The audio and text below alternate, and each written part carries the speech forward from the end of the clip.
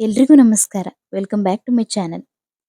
ಇವತ್ತಿನ ವಿಡಿಯೋದಲ್ಲಿ ನಾನು ಸಿಂಪಲ್ ಆಗಿ, ಕ್ವಿಕ್ ಆಗಿ ವೆಜಿಟೇಬಲ್ ಪಲಾವ್‌ನ ಹೇಗ್ ಮಾಡೋದು ಅಂತ ತೋರಿಸ್ಕೊಡ್ತಾ ಇದ್ದೀನಿ. ಹಾಗೇನೇ ಎಕ್ಸಿಬಿಷನ್‌ಗೆ ಹೋಗಿದ್ವಲ್ಲ, ಅಲ್ಲಿ ಬಳೆಗಳನ್ನ ತಗೊಂಡಿದ್ದೆ. ಅದನ್ನ ನಿಮ್ ಜೊತೆ ಶೇರ್ ಮಾಡ್ಕೊಳ್ತಾ ಇದ್ದೀನಿ. ಹಾಗೇನೇ ಒಂದು ಸ್ಯಾರಿನ ಪರ್ಚೇಸ್ ಮಾಡಿದ್ವಿ. ಅದನ್ನು ನಿಮ್ಗೆ ತೋರಿಸ್ತಾ ಇದ್ದೀನಿ. ವಿಡಿಯೋನ ಎಲ್ಲೂ ಕೂಡ ಸ್ಕಿಪ್ ಮಾಡದೆ ಪೂರ್ತಿಯಾಗಿ ನೋಡಿ. ಹಾಗೇನೇ ನೀವಿನ್ನೂ ನಮ್ಮ ಚಾನಲ್‌ನ ಸಬ್ಸ್ಕ್ರೈಬ್ ಆಗಿಲ್ಲ ಅಂದ್ರೆ ಪ್ಲೀಸ್ ನಮ್ಮ ಚಾನಲ್‌ನ ಸಬ್ಸ್ಕ್ರೈಬ್ ಮಾಡ್ಕೊಳ್ಳಿ. ಈ ವಿಡಿಯೋ ಏನಾದ್ರು ನಿಮ್ಗೆ ಇಷ್ಟ ಆದ್ರೆ ಪ್ಲೀಸ್ ಈ ವಿಡಿಯೋನ ಲೈಕ್ ಮಾಡಿ. ಈಗ ಫಸ್ಟಿಗೆ ಬೆಳಿಗ್ಗೆ ನಾನು ನನ್ನ ಮಗಳಿಗೆ ಅಂತ ಲಂಚ್ ಬಾಕ್ಸ್‌ನ ರೆಡಿ ಮಾಡ್ತಾ ಇದ್ದೆ. ಸ್ನ್ಯಾಕ್ಸಿಗೆ ಅಂತ ಹೇಳಿ ಕುಕ್ಕುಂಬರ್‌ನ ಕೊಡ್ತಾ ಇದ್ದೀನಿ.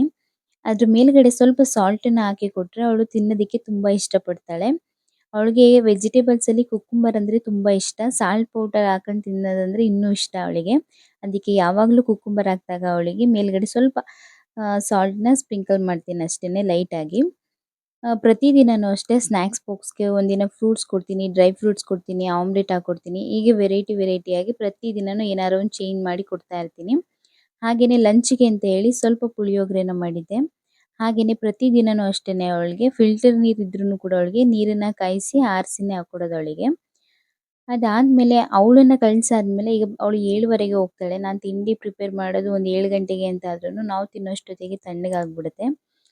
ಆದ್ರಿಂದ ಅವಳಿಗೆ ಫಸ್ಟಿಗೆ ಸಿಂಪಲ್ ಆಗಿ ಏನಾದ್ರು ಮಾಡ್ಕೊಡ್ತೀನಿ. ಅದಾದ್ಮೇಲೆ ನಾವು ಮನೆಗೆ ತಿನ್ನೋದಕ್ಕೆ ಮಾಡ್ಕೋತೀನಿ. ಇವತ್ತು ನಾನು ಅವಳಿಗೆ ಪುಳಿಯೋಗರೆನ ಮಾಡ್ಕೊಟ್ಬಿಟ್ಟು, ನಾವು ಇಲ್ಲಿ ವೆಜ್ ಪಲಾವ್ ಮಾಡ್ಕೊಳ್ಳೋಣ ಅಂತ ಹೇಳಿ ತರಕಾರಿಗಳೆಲ್ಲನೂ ಕಟ್ ಮಾಡ್ಕೊಳ್ತಾ ಇದ್ದೀನಿ. ನಾನು ಆಲ್ರೆಡಿ ನಮ್ಮ ಚಾನಲಲ್ಲಿ ನಾನು ಸುಮಾರು ವೆರೈಟಿಯಾಗಿ ಪಲಾವ್‌ಗಳನ್ನ ಮಾಡೋದು ತೋರಿಸ್ಕೊಟ್ಟಿದ್ದೀನಿ. ಅದ್ರಲ್ಲಿ ಜಾಸ್ತಿ ಟೊಮೊಟೊ ಬಾತ್‌ಗಳನ್ನ ಯಾವ ರೀತಿ ವೆರೈಟಿಯಾಗಿ ಮಾಡೋದು ಅದನ್ನು ಒಂದು 3 ಥರ ತೋರಿಸಿದ್ದೀನಿ.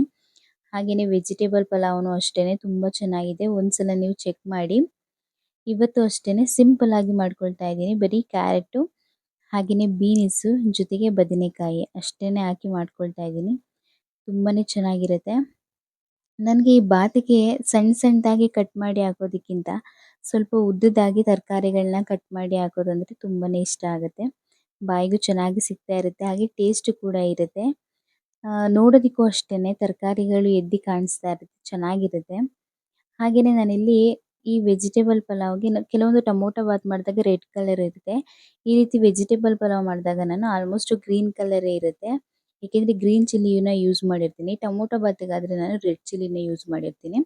ಅದರಿಂದ ಇದಕ್ಕೆ ಜಾಸ್ತಿ ಟೊಮೊಟೊನ ಯೂಸ್ ಮಾಡಕ್ಕೆ ಹೋಗಲ್ಲ. ಒಂದು 3 ರಿಂದ 4 ಟೊಮೊಟೊನ ತಗೋತೀನಿ. ಲೆಮನ್‌ನ ಯೂಸ್ ಮಾಡ್ತೀನಿ ಈ ಗ್ರೀನ್ ಕಲರ್ ವೆಜಿಟೇಬಲ್‌ಗಾದ್ರೆ. ಈಗ ಬದನೆಕಾಯಿನೂ ಅಷ್ಟೇನೆ ಸೇಮು ಕ್ಯಾರೆಟು ಮತ್ತು ಬೀನ್ಸ್‌ನ ಯಾವ ರೀತಿ ಕಟ್ ಮಾಡಿ ಇಟ್ಕೊಂಡಿದ್ನೋ ಅದೇ ರೀತಿ ಅದೇ ಸೈಜಲ್ಲಿ ಬದನೆಕಾಯಿನೂ ಕೂಡ ಕಟ್ ಮಾಡಿ ಇಟ್ಕೊಳ್ತಾ ಇದ್ದೀನಿ. ಬೇಕಾದರೆ ಬಟಾಣಿನೂ ಕೂಡ ಯೂಸ್ ಮಾಡ್ಬೋದು. ಇದು ಸಡನ್ನಾಗಿ ವೆಜಿಟೇಬಲ್ ಪಲಾವ್ ಮಾಡೋಣ ಅಂತ ಅಂದ್ಕೊಂಡಾಗ ಹಸಿ ಬಟಾಣಿನೂ ಇರಲಿಲ್ಲ. ಹಾಗೆಯೇ ಒಣ ಬಟಾಣಿನೂ ಹಾಕಿದ್ರು ನೆನೆಯೋದಕ್ಕಾಗಲ್ಲ ಅಂತ ಹೇಳಿ ಬಟಾಣಿ ನೆನೆ ಯೂಸ್ ಮಾಡಲಿಲ್ಲ. ಹಾಗೆಯೇ ತರಕಾರಿನ ಸಿಂಪಲಾಗಿ ಕಟ್ ಮಾಡಿಕೊಂಡು ಈಗ ಟೊಮೊಟೊನೂ ಅಷ್ಟೇನೆ ಸ್ವಲ್ಪ ಕಟ್ ಮಾಡಿಕೊಂಡು ಈಗ ಈರುಳ್ಳಿನೂ ಅಷ್ಟೇನೆ 2 ಈರುಳ್ಳಿನ ತೊಗೊಂಡಿದ್ದೀನಿ ಇಲ್ಲಿ.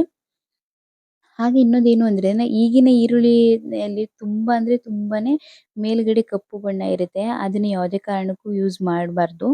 ಅದು ಹೆಲ್ತ್‌ಗೆ ಒಳ್ಳೇದಲ್ಲ ಅಂತೆ. ಫಸ್ಟಿಗೆ ಅದು ಗೊತ್ತೇ ಇರಲಿಲ್ಲ. ಆಮೇಲೆ ಆಗ ಈ ಥರ ಈರುಳ್ಳಿ ಮೇಲ್ಗಡೆ ಬರ್ತಾನೆ ಇರಲಿಲ್ಲ. ಈಗ ತುಂಬಾನೇ ಪ್ರತಿ ಈರುಳ್ಳಿನೂ ಈ ಥರ ಕಲರ್ ಇದ್ದೇ ಇರುತ್ತೆ. ಅದನ್ನ ನೀಟಾಗಿ ವಾಶ್ ಮಾಡಿ ಅದ್ರ ದಿಂಡು ಇರುತ್ತಲ್ಲ ಮೇಲ್ಗಡೆ ಅದನ್ನು ಕೂಡ ತೆಗೆದ್ಬಿಟ್ಟು ನೀಟಾಗಿ ಕಟ್ ಮಾಡ್ಕೋಬೇಕು. ಅದಾದ್ಮೇಲೆ ಗ್ಯಾಸ್ ಸ್ಟವ್ ಮೇಲೆ ಒಂದು ಪಾತ್ರೆನ ಬಿಸಿಗಿಟ್ಟು ಅದಕ್ಕೆ ಒಂದು ಅರ್ಧ ಕಪ್ಪಷ್ಟು ಎಣ್ಣೆನ ಹಾಕ್ಕೋತಾ ಇದ್ದೀನಿ. ಎಣ್ಣೆ ಚೆನ್ನಾಗಿ ಬಿಸಿ ಆದಮೇಲೆ ಸ್ವಲ್ಪ ಸೋಂಕಾಳು, ಹಾಗೆಯೇ ಕಸೂರಿ ಮೇಥಿ, ಒಂದು ಅನಾನಸ್ ಹೂವು, ಹಾಗೆಯೇ ಒಂದು ಮೊಗ್ಗು, ಜೊತೆಗೆ ಒಂದು 2 ಎಲೆನ ಹಾಕ್ಕೊಳ್ತಾ ಇದ್ದೀನಿ. ಅದನ್ನು ಒಂದು 3 ಟು 6 ಸೆಕೆಂಡ್ಸ್ ಇದನ್ನ ಚೆನ್ನಾಗಿ ಫ್ರೈ ಮಾಡ್ಕೋಬೇಕು. ಅದಾದ್ಮೇಲೆ ಕಟ್ ಮಾಡಿ ಇಟ್ಕೊಂಡಿರೋ ಈರುಳ್ಳಿನ ಹಾಕ್ಕೊಳ್ತಾ ಇದ್ದೀನಿ. ಈರುಳ್ಳಿನೂ ಅಷ್ಟೇನೆ ಸ್ವಲ್ಪ ಕಲರ್ ಚೇಂಜ್ ಆಗಬೇಕು. ಹಾಗೆಯೇ ಸ್ವಲ್ಪ ಸಾಫ್ಟಾಗಿ ಬೇಯಬೇಕು.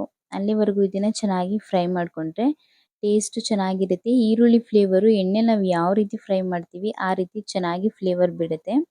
ಈಗ ಇದು ಫ್ರೈ ಆಗೋಷ್ಟರಲ್ಲಿ ನಾನು ಮಸಾಲೆನ ರುಬ್ಕೋತಾ ಇದ್ದೀನಿ. ಫಸ್ಟಿಗೆ ಒಂದು ಮಿಕ್ಸಿ ಜಾರಿಗೆ ಒಂದು 2 ರಿಂದ 3 ಸ್ಪೂನಷ್ಟು ಕಾಯಿ ತುರಿನ ಹಾಕ್ಕೋತಾ ಇದ್ದೀನಿ. ಹಾಗೆಯೇ ಒಂದು 3/4 ಟೇಬಲ್ ಸ್ಪೂನಷ್ಟು ಚಕ್ಕೆ ಲವಂಗ ಪುಡಿನ ಹಾಕ್ಕೊಳ್ತಾ ಇದ್ದೀನಿ. ಹಾಗೆಯೇ ಸ್ವಲ್ಪ ಶುಂಠಿ, ಒಂದು 3/4 ಇಂಚಷ್ಟು ಶುಂಠಿನ ತೊಗೊಂಡಿದ್ದೀನಿ. ನಾನಿಲ್ಲಿ 3 ಲೋಟ ಅಕ್ಕಿ ತೊಗೊಂಡಿದ್ದೀನಿ. ಹಾಗೆಯೇ ಒಂದು 4 ಹಸಿಮೆಣಸಿನಕಾಯಿನ ಹಾಕ್ಕೊಳ್ತಾ ಇದ್ದೀನಿ. ಈ ವೆಜಿಟೇಬಲ್ ಪಲಾವ್‌ಗೆ ಗ್ರೀನ್ ಕಲರ್ ಇರಲಿ ಅಂತ ಹೇಳಿ ನಾನು ಹಸಿಮೆಣಸಿನಕಾಯಿನ ಯೂಸ್ ಮಾಡ್ತೀನಿ. ನೀವು ಖಾರ ನೋಡಿಕೊಂಡು ಹಸಿಮೆಣಸಿನಕಾಯಿನ ಹಾಕೊಳ್ಳಿ. ಹಾಗೆಯೇ ಸ್ವಲ್ಪ ಕೊತ್ತಂಬರಿ ಸೊಪ್ಪನ್ನ ಹಾಕೋತಾ ಇದ್ದೀನಿ. ಹಾಗೆಯೇ ಬೆಳ್ಳುಳ್ಳಿ ಒಂದು ಅರ್ಧ ಹಿಡಿಯಷ್ಟು ಬೆಳ್ಳುಳ್ಳಿನ ತೊಗೊಂಡಿದ್ದೀನಿ. ಈಗ ಇಷ್ಟನ್ನು ಕೂಡ ನುಣ್ಣಗೆ ರುಬ್ಕೋಬೇಕು. ಅದಾದಮೇಲೆ ಈ ಕಡೆ ಈರುಳ್ಳಿನೂ ಅಷ್ಟೇ ಚೆನ್ನಾಗಿ ಫ್ರೈ ಆಗಿತ್ತು. ಈಗ ಕಟ್ ಮಾಡಿ ಇಟ್ಕೊಂಡಿರುವಂತಹ ತರಕಾರಿನ ಹಾಕ್ತಾ ಇದ್ದೀನಿ. ವೆಜಿಟೇಬಲ್ ಪಲಾವ್ಗೆ ಯಾವ ತರಕಾರಿ ಹಾಕಿದ್ರೂ ತುಂಬಾನೇ ಚೆನ್ನಾಗಿರುತ್ತೆ. ಇದು ನವಿಲುಕೋಸು ಹಾಕಿದ್ರೂ ಚೆನ್ನಾಗಿರುತ್ತೆ. ಆಲೂಗೆಡ್ಡೆ ಅಂತೂ ಯಾವುದಕ್ಕೂ ಕೂಡ ಒಳ್ಳೆ ಕಾಂಬಿನೇಷನ್ ಆಲೂಗೆಡ್ಡೆ ಮಾತ್ರ. ಈಗ ಇದಕ್ಕೆ 1 ಟೇಬಲ್ ಸ್ಪೂನ್ ಅಷ್ಟು ಸಾಲ್ಟನ್ನ ಹಾಕಿ ಚೆನ್ನಾಗಿ ಫ್ರೈ ಮಾಡ್ಕೊಳ್ತಾ ಇದ್ದೀನಿ. ತರಕಾರಿನ ಫ್ರೈ ಮಾಡಬೇಕಾದ್ರೇನೆ ಸಾಲ್ಟನ್ನ ಹಾಕೊಂಡ್ರೆ ತರಕಾರಿನೂ ಕೂಡ ಚೆನ್ನಾಗಿ ಬೇಯುತ್ತೆ. ಹಾಗೆಯೇ ಚೆನ್ನಾಗಿ ಉಪ್ಪು ಹಿಡಿಯುತ್ತೆ. ಈಗ ಸಾಲ್ಟ್ ಜೊತೆ ತರಕಾರಿನ ಸ್ವಲ್ಪ ಚೆನ್ನಾಗಿ ಫ್ರೈ ಮಾಡ್ಕೊಂಡಾದ್ಮೇಲೆ ಕಟ್ ಮಾಡಿದ್ನಲ್ಲ ಆ ಟೊಮೊಟೊನ ಹಾಕೋತಾ ಇದ್ದೀನಿ. ನಾನು ಕೆಲವೊಂದು ಟೊಮೊಟೊ ಬಾತಿಗೆ ರುಬ್ಕೊಳ್ತೀನಿ. ಹಾಗೇನೆ ಕಟ್ ಮಾಡಿ ಕೂಡ ಹಾಕ್ತೀನಿ. ಇದಕ್ಕೆ ನಾನು ರುಬ್ಬೋದಿಕ್ಕೆ ಹೋಗಲ್ಲ. ಹಾಗೇನೆ ಕಟ್ ಮಾಡಿ ಇದನ್ನ ಚೆನ್ನಾಗಿ ಫ್ರೈ ಮಾಡ್ಕೊಳ್ತೀನಿ. ಟೊಮೊಟೊ ಎಲ್ಲ ಸ್ವಲ್ಪ ಬೆಂದು ಕರಗಬೇಕು. ಅಲ್ಲಿವರೆಗೂ ಇದನ್ನ ಚೆನ್ನಾಗಿ ಫ್ರೈ ಮಾಡಿಕೊಂಡು ಅದಾದಮೇಲೆ ರುಬ್ಬಿಟ್ಕೊಂಡಿದ್ದಂತಹ ಮಸಾಲೆನ ಹಾಕೊಳ್ತಾ ಇದ್ದೀನಿ. ಶುಂಠಿ, ಬೆಳ್ಳುಳ್ಳಿ, ಹಸಿಮೆಣಸಿನಕಾಯಿ ಎಲ್ಲ ಹಾಕಿರೋದ್ರಿಂದ ಇದ್ರ ಹಸಿ ವಾಸನೆ ಹೋಗಬೇಕು. ಅದಕ್ಕೆ ಹಸಿ ವಾಸನೆ ಹೋಗೋವರೆಗೂ ಕಡಿಮೆ ಅಂದರೂ ಒಂದು 3 ರಿಂದ 4 ನಿಮಿಷನಾದರೂ ಚೆನ್ನಾಗಿ ಫ್ರೈ ಮಾಡಬೇಕು ಹೈ ಫ್ಲೇಮಲ್ಲಿ. ಅದಾದಮೇಲೆ 1 ಟೇಬಲ್ ಸ್ಪೂನಷ್ಟು ಧನಿಯಾ ಪುಡಿ, ಹಾಗೆಯೇ ಒಂದು ಅರ್ಧ ಟೇಬಲ್ ಸ್ಪೂನಷ್ಟು ಗರಂ ಮಸಾಲನ ಹಾಕೋತಾ ಇದ್ದೀನಿ. ನಾನಿಲ್ಲಿ ಗ್ರೀನ್ ಚಿಲ್ಲಿನ ಖಾರಕ್ಕೆ ಎಷ್ಟು ಬೇಕೋ ಅಷ್ಟನ್ನು ಹಾಕಿರೋದ್ರಿಂದ ರೆಡ್ ಚಿಲ್ಲಿ ಪೌಡರ್ ಏನು ಯೂಸ್ ಮಾಡ್ತಾ ಇಲ್ಲ. ಈಗ ಇದನ್ನು ಸ್ವಲ್ಪ ಫ್ರೈ ಮಾಡಬೇಕು ಒಂದು 2 ನಿಮಿಷ. ಅದಾದಮೇಲೆ ನೀರನ್ನ ಹಾಕೊಳ್ತಾ ಇದ್ದೀನಿ. ನೀರನ್ನು ಅಷ್ಟೇನೆ ನಾರ್ಮಲಾಗಿ ಯಾವ ರೀತಿ ಹಾಕೋತಾರೋ ಹಾಗೇನೆ ಅಕ್ಕಿನ ಯಾವ ಪ್ರಮಾಣದಲ್ಲಿ ತೊಗೊಂಡಿರ್ತೀವಿ ಅದರ 2ರಷ್ಟು ಹಾಕೊಳ್ತಾ ಇದ್ದೀನಿ. ನಾನಿಲ್ಲಿ ಒಂದು 3 ಲೋಟದಷ್ಟು ಅಕ್ಕಿನ ತೊಗೊಂಡಿದ್ದೆ. ಅದರಿಂದ ಒಂದು 6 ಲೋಟದಷ್ಟು ನೀರು, ಸ್ವಲ್ಪ ಇನ್ನೊಂದು ಅರ್ಧ ಗ್ಲಾಸಷ್ಟು ಜಾಸ್ತಿನ ಹಾಕೋತೀನಿ. ಏಕೆಂದರೆ ತರಕಾರಿ ಹಾಕಿರೋದ್ರಿಂದ ಸಾಫ್ಟಾಗಿ ಬೇಯುತ್ತೆ. ಅದರಿಂದ ಇನ್ನೊಂದು ಅರ್ಧ ಗ್ಲಾಸ್ ಎಕ್ಸ್ಟ್ರಾ ಹಾಕ್ಕೊಂಡಿದ್ದೆ. ಚೆನ್ನಾಗಿ ಕುದಿ ಬಂದಮೇಲೆ ರುಚಿಗೆ ತಕ್ಕಷ್ಟು ಉಪ್ಪನ್ನ ಹಾಕಿ ಲಾಸ್ಟಿಗೆ ರೈಸನ್ನ ಹಾಕೋತಾ ಇದ್ದೀನಿ. ಫಸ್ಟೇ ತರಕಾರಿನ ಬೇಯಬೇಕಾದ್ರೇ ಸ್ವಲ್ಪ ಸಾಲ್ಟನ್ನ ಹಾಕಿದ್ದೆ. ಅದರಿಂದ ಈಗೊಂದು ಸ್ವಲ್ಪ ನೋಡಿಕೊಂಡು ಅಕ್ಕಿನ ಹಾಕಿ ಲಾಸ್ಟಿಗೆ ಸ್ವಲ್ಪ ಕೊತ್ತಂಬರಿ ಸೊಪ್ಪನ್ನ ಹಾಕಿ ಮಿಕ್ಸ್ ಮಾಡ್ಕೋಬೇಕು. ಮಿಕ್ಸ್ ಮಾಡ್ಕೊಂಡಾದಮೇಲೆ ಒಂದು ಲಿಡ್ಡನ್ನ ಕ್ಲೋಸ್ ಮಾಡಿ ಒಂದು 5 ನಿಮಿಷ ಹಾಗೆ ಕುದಿಯೋದಕ್ಕೆ ಬಿಡಬೇಕು. ಅದಾದಮೇಲೆ ನೋಡ್ತಾ ಇರ್ಬೋದು ನೀವು, ಈಗ ಮಿಕ್ಸ್ ಮಾಡ್ತೀನಿ. ಈಗ ಒಂದು 40% ಅಷ್ಟೇ ಬೆಂದಿದೆ. ನನಗೆ ಈ ವೆಜಿಟೇಬಲ್ ಪಲಾವಲ್ಲಿ ಈಗ ಲಾಸ್ಟಿಗೆ ನಿಂಬೆಹಣ್ಣನ್ನ ಹಿಂಡ್ತಾ ಇದ್ದೀನಿ. ನಾವಿಲ್ಲಿ ಟೊಮೊಟೊನೂ ಅಷ್ಟೇ ಸ್ವಲ್ಪ ಕಡಿಮೆನೇ ಹಾಕಿದ್ದೆ. ಟೊಮೊಟೊ ಪಲಾವ್ಗಾದ್ರೂ ಟೊಮೊಟೊ ಜಾಸ್ತಿ ಹಾಕಿರ್ತೀವಿ. ಈಗ ವೆಜಿಟೇಬಲ್ ಪಲಾವ್ ಅಲ್ವಾ, ಅದರಿಂದ ನಿಂಬೆಹಣ್ಣು ಹಾಕಲೇಬೇಕು. ಅದು ತುಂಬಾ ಟೇಸ್ಟ್ ಕೊಡುತ್ತೆ. ಈಗ ನಿಂಬೆಹಣ್ಣನ್ನ ಹಾಕಿ ಇದನ್ನು ಸ್ವಲ್ಪ ಚೆನ್ನಾಗಿ ಮಿಕ್ಸ್ ಮಾಡಿಕೊಂಡು ಇದಾದಮೇಲೆ ಲಿಡ್ಡನ್ನ ಕ್ಲೋಸ್ ಮಾಡಿ ಒಂದು 2 ರಿಂದ 3 ನಿಮಿಷಗಳ ಕಾಲ ಪಂಗಿಸ್ಕೋಬೇಕು. ಈಗ ನೋಡ್ತಾ ಇರ್ಬೋದು ಇನ್ನೊಂದು ಸ್ವಲ್ಪ ನೀರಿದೆ. ಈ ಟೈಮಲ್ಲಿ ನಾನು ಒಂದು 2 ಸ್ಪೂನಷ್ಟು ಅನ್ನನ ತಗೋತಾ ಇದ್ದೀನಿ. ನಾನು ಈಗಲೇ ಅಂತ ಚಿಕ್ಕ ವಯಸ್ಸಿಂದನೂ ಅಷ್ಟೇ ತುಂಬ ಅಂದರೆ ತುಂಬ ಇಷ್ಟ ಈ ರೀತಿ ಅರ್ಧಂಬರ್ಧ ಬೆಂದಿರೋ ಬಾತ್ ಅಂದರೆ. ಹಾಗೆಲ್ಲ ಒಲೆಯಲ್ಲಿ ಅಡುಗೆ ಮಾಡ್ತಾಯಿದ್ರು. ಆಗ ನಮ್ಮಮ್ಮ ಬಾತನ್ನ ಮಾಡಿಕೊಟ್ರೆ ಈ ರೀತಿ ನೀರಿರುವಾಗಲೇ ಪಂಗಕ್ಕೂ ಮುಂಚೆನೇ ನಾನು ತಗೊಂಡು ತಿಂತಾಯಿದ್ದೆ. ಅಷ್ಟು ಇಷ್ಟ ನನಗೆ ಈ ಥರ ತಿನ್ನೋದಕ್ಕೆ. ಈಗ ನೋಡ್ತಾ ಇರ್ಬೋದು ರೈಸ್ ಎಲ್ಲ ಚೆನ್ನಾಗಿ ಅಳ್ಳಿದೆ, ನೀರೆಲ್ಲ ಕಡಿಮೆ ಆಗಿದೆ. ಈಗ ಸಿಂಪಲ್ ಆಗಿ ತುಂಬಾನೇ ಕ್ವಿಕ್ ಆಗಿ ಯಾರು ಬೇಕಾದರೂ ಕೂಡ ಈಸಿಯಾಗಿ ಮಾಡ್ಕೋಬೋದು. ವೆಜಿಟೇಬಲ್ ಪಲಾವ್ ತುಂಬಾನೇ ಚೆನ್ನಾಗಿತ್ತು. ಇದ್ರ ಜೊತೆಗೆ ಮೊಸರು ಚಟ್ನಿ ಚೆನ್ನಾಗಿರುತ್ತೆ, ಹಾಗೆ ಕಾಯಿ ಚಟ್ನಿನೂ ಕೂಡ ಚೆನ್ನಾಗಿತ್ತು. ನಾನು ಇದಕ್ಕೆ ಕಾಯಿ ಚಟ್ನಿನೇ ಮಾಡಿದ್ದೆ, ಜೊತೆಗೆ ಸೌತೆಕಾಯಿನ ಇಟ್ಕೊಂಡು ತಿಂದ್ವಿ. ತುಂಬ ಅಂದರೆ ತುಂಬ ಚೆನ್ನಾಗಿತ್ತು. ನೀವು ಒಂದ್ಸಲ ಮನೇಲಿ ಟ್ರೈ ಮಾಡಿ. ಅದಾದಮೇಲೆ ಕೆಲಸ ಏನೂ ಇರಲಿಲ್ಲ, ಸ್ವಲ್ಪ ಬಟ್ಟೆಗಳು ಮಡಿಸೋದಿತ್ತು. ಇನ್ನು ಹಬ್ಬದಿಂದ ಬಟ್ಟೆ ಮಡಿಸಿರ್ಲಿಲ್ಲ, ವಾಷಿಂಗ್ ಮಿಷಿನ್ಗೆ ಹಾಕ್ಬಿಟ್ಟು ಹಾಗೆ ಇತ್ತು ಒಂದು 2 ದಿನದ್ದು.